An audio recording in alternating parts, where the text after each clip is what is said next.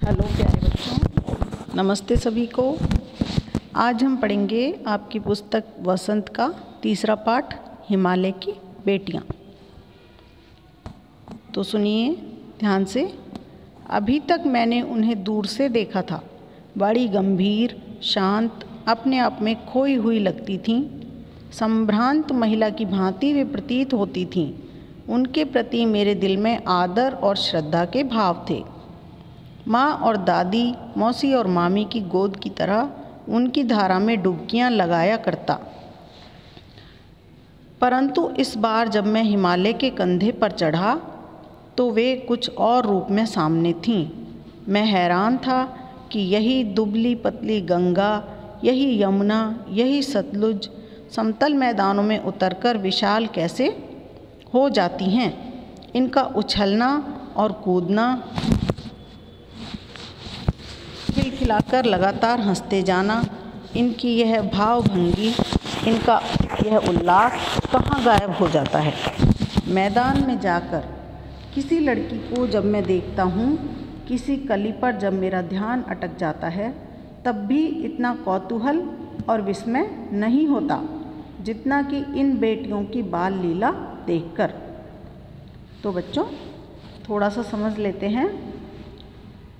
कवि लेखक नागार्जुन ने ये पाठ लिखा है हिमालय की बेटियाँ। हिमालय की बेटी उन्होंने किसे कहा है? हिमालय पर्वत से जितनी भी नदियाँ निकलती हैं उन सबको उन्होंने हिमालय की बेटियाँ कहा है, क्योंकि वो हिमालय ही उनका उद्गम स्थान है। वहीं से वो प्रारंभ होती हैं। गंगा, यमुना, सतलुज, ये सारी नदियाँ हिमालय से ही निकलती हैं। तो लेखक कहते हैं कि अभी तक तो हमने उन्हें दूर से ही देखा था। बहुत ही गंभीर दिखाई देती थी। हिमालय से जब वो निकलती हैं तो बहुत ही पतली सी धारा के रूप में निकलती हैं, कि जैसे कोई बहुत ही पतली दुबली लड़की हो। वैसी ही पतली दुबली गंगा की धारा दिखाई देती है, यमुना की भी और सतलुज की भी। जब नागार्जुन जी हिमालय पर्वत पर चढ़े तब उन्होंने देखा। परंतु जब ये हिमालय से उतरकर मैदानों में आ जाती हैं तो कितनी विशाल हो जाती हैं, बहुत दूर तक के क्षेत्र में फैल जाती हैं। हम भी देखते हैं इनका उछलना और कूदना, ऐसे लगता है जैसे हिमालय से जब ये उतरती हैं तो कोई छोटी बच्ची उछल उछल कर, कूद कूद कर, खेलती हुई और खिलखिलाकर हंसते हुए जा रही हो। परंतु मैदान में जाकर इनका ये उछलना कूदना और खिलखिलाकर हंसना खत्म हो जाता है। नागार्जुन जी कहते हैं कि किसी लड़की को जब मैं देखता हूँ और किसी कली पर, फूल की कली होती है छोटी सी सुंदर, जब उस पर ध्यान अटक जाता है तब भी इतना विस्मय नहीं होता, इतना आश्चर्य नहीं होता जितना इन बेटियों की बाल लीला देखकर। कौन सी बेटियों की? गंगा, यमुना, सतलुज, ब्रह्मपुत्र, इन सारी बेटियों की बाल लीला देखकर। बाल लीला क्या है इनकी? जब ये हिमालय पर्वत से चलती हैं तब जो इनका स्वरूप दिखाई देता है वही इनकी बाल लीला है। इस पेज पिछले पृष्ठ पर हमने ये चित्र देख रहे हैं जिसमें ये पर्वतराज हिमालय बैठे हैं और ये पतली सी गंगा और यमुना की धारा हमको निकलती हुई दिखाई दे रही हैं। तो हम देख रहे हैं कि टेढ़े मेढ़े रास्तों से जब ये चलती हैं तो उछलती हुई, कूदती हुई दिखाई देती हैं। और पीछे खड़ा पर्वतराज हिमालय बिल्कुल ऐसे दिखाई देता है जैसे किसी छोटी बच्ची के पीछे उसके पिता खड़े हों। आगे चलते हैं। कहाँ भागी जा रही हैं ये? वह कौन लक्ष्य है जिसने इन्हें बेचैन कर रखा है? अपने महान पिता का विराट प्रेम पाकर भी अगर इनका हृदय अतृप्त ही है तो वह कौन होगा जो इनकी प्यास मिटा सकेगा? बर्फ़ जली नंगी पहाड़ियाँ, छोटे छोटे पौधों से भरी घाटियाँ, बंधुर अध्यित्यकाएँ, सरसब्ज उपत्यकाएँ, ऐसा है इनका लीला निकेतन। खेलते खेलते जब ये जरा दूर निकल जाती हैं तो देवदार, चीड़, सरो, अनार, चिनार, सफ़ेदा, कैल के जंगलों में पहुंचकर शायद इन्हें बीती बातें याद करने का मौका मिल जाता होगा। कौन जाने बुढ़ा हिमालय अपनी इन नटखट बेटियों के लिए कितना सिर धुनता होगा। बड़ी बड़ी चोटियों से जाकर पूछिए तो उत्तर में विराट मौन के सिवाय उनके पास और रखा ही क्या है। तो नागार्जुन जी कहते हैं कि हिमालय से इतनी तेज़ी से ये नदियाँ उतरती हैं कि ऐसा लगता है कहीं भागी जा रही हैं, दौड़ दौड़ कर आगे ही बढ़ती जा रही हैं। पता नहीं इनका कौन सा लक्ष्य है जिससे मिलने के लिए, जिसको प्राप्त करने के लिए ये इतनी बेचैन रहती हैं कि इतनी तेज़ी से भागी जाती हैं। क्योंकि हिमालय इनके पिता हैं और हर पिता अपनी पुत्री को बहुत प्रेम करता है, तो हिमालय भी अपनी इन पुत्रियों से वैसा ही प्रेम करते हैं, परंतु फिर भी ये वहाँ पर रुकती नहीं हैं, बल्कि आगे बढ़ने के लिए भागी चली जाती हैं।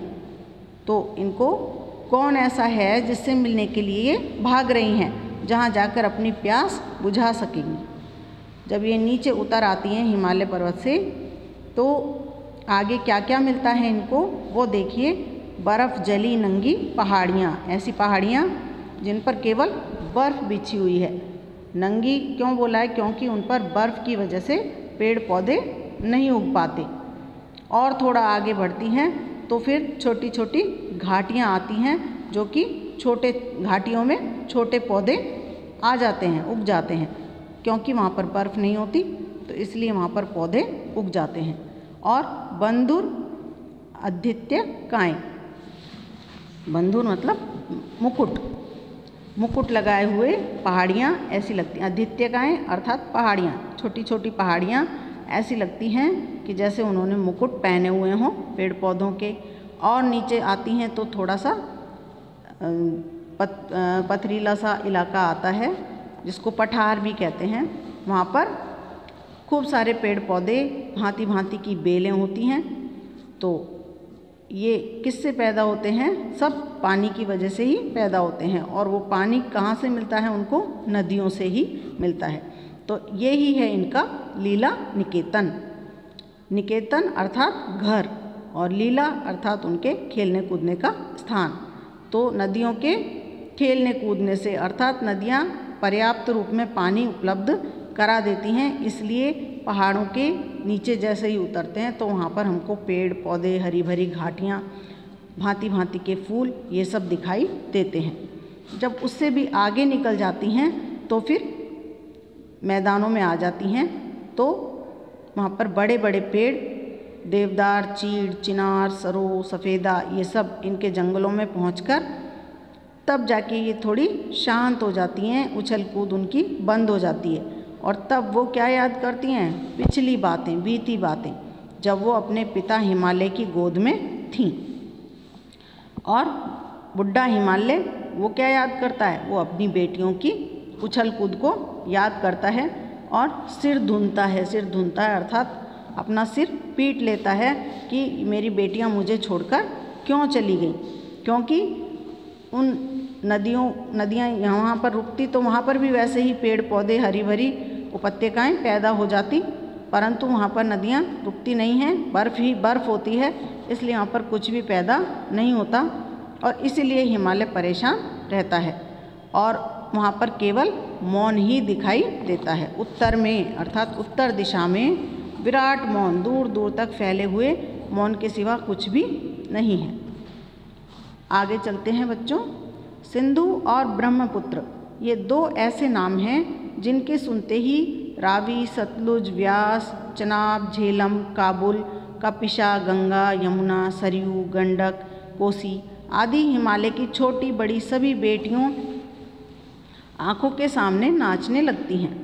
वास्तव में सिंधु और ब्रह्मपुत्र स्वयं कुछ नहीं हैं। दयालु हिमालय के पिघले हुए दिल की एक एक बूंद न जाने कब से इकट्ठा होकर इन दो महानदों के रूप में समुद्र की ओर प्रवाहित होती रही है। कितना सौभाग्यशाली है वह समुद्र जिसे पर्वतराज हिमालय की इन दो बेटियों का हाथ पकड़ने का श्रेय मिला। तो लेखक कहते हैं कि सिंधु और ब्रह्मपुत्र ये भी दो महान नदियां हैं जो कि हिमालय से ही निकलती हैं। और भी बहुत सारी नदियां हिमालय से निकलती हैं, जो कौन कौन सी हैं? रावी, सतलुज, व्यास, चनाब, झेलम, काबुल, कपिशा, गंगा, यमुना, सरयू, गंडक और कोसी, और इनके अलावा भी और नदियां हैं, वो भी सब हिमालय से ही निकलती हैं। और हिमालय इन सबको देख देख कर बहुत ही प्रसन्न होता है।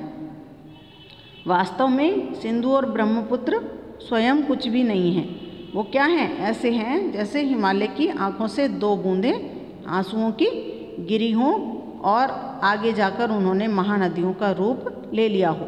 और वो सब कहाँ जाती हैं? आगे समुद्र से मिलने के लिए जाती हैं, समुद्र की तरफ प्रवाहित होती हैं।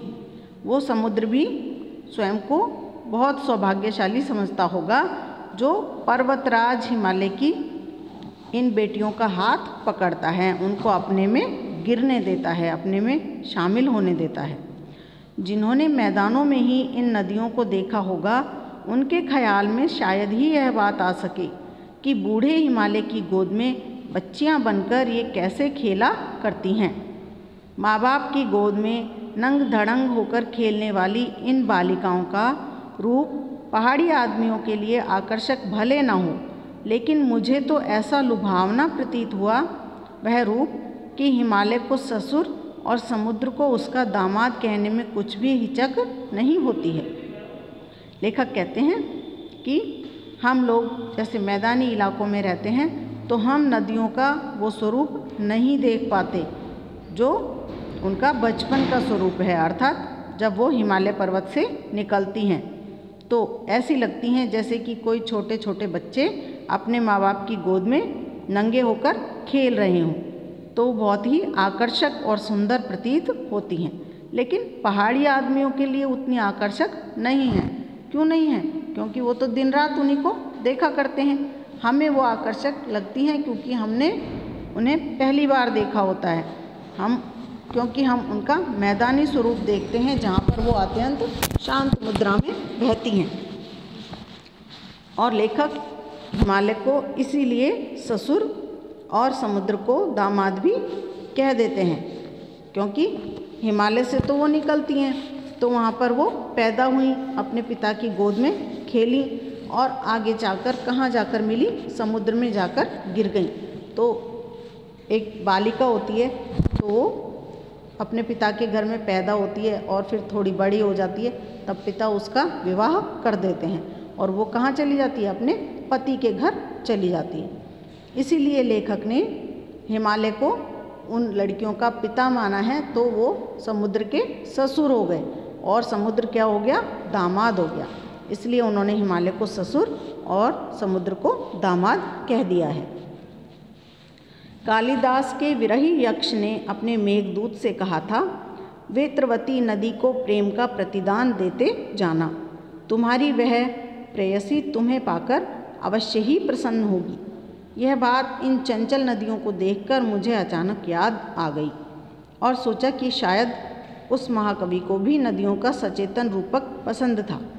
दरअसल जो भी कोई नदियों को पहाड़ी घाटियों और समतल आंगनों के मैदानों में जुदा जुदा शक्लों में देखेगा, वह इसी नतीजे पर पहुँचेगा।